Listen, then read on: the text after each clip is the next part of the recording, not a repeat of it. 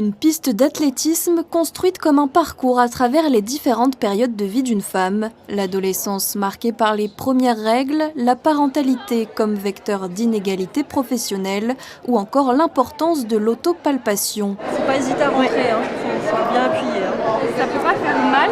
C'est pour ça qu'on fait de l'autopalpation, parce que moi tu sais que tu te fais pas mal. C'est toi-même qui te sculpte. Le sport et la santé sont au cœur de ce parcours pour exposer les inégalités qui touchent les femmes, un combat autour duquel tout le monde se sent concerné.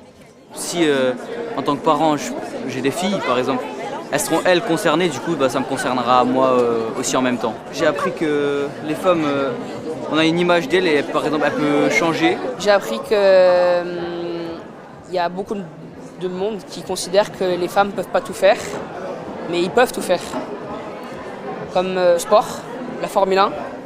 Ma sœur, elle est en Formule 4. Et je crois beaucoup en elle. On apprend aussi les sports que les filles peuvent faire comme les garçons.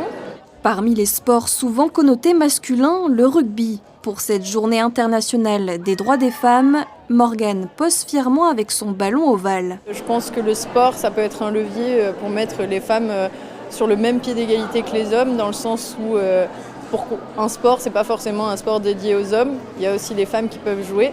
Moi, je vous assure, avec le rugby à 7, c'est un sport qui m'a complètement fait changer la vision qu'on peut avoir sur le rugby.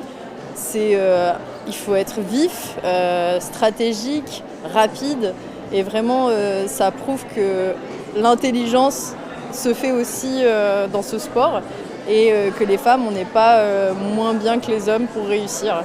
On veut vraiment toucher tout le monde, les hommes, les femmes, aussi quelles que soient les générations. On a beaucoup de scolaires qui participent à la journée parce que la jeunesse est vraiment importante, doit être impliquée sur ces sujets et dès le plus jeune âge. À la fin du parcours, les participants franchissent la ligne d'arrivée, même si le combat continue. L'idée, c'était de se dire que quand on passe ce portique de l'arrivée, on pense que finalement, il faut s'arrêter de courir. Et puis finalement, qu'est-ce qu'on trouve de l'autre côté ? On continue entre guillemets parce qu'on y arrivera ensemble. C'est une histoire un petit peu sans fin où il faudra qu'on continue d'avancer pour l'égalité entre les femmes et les hommes. D'après l'ONU, il faudrait attendre encore 286 ans au rythme actuel pour atteindre l'égalité des droits entre les hommes et les femmes.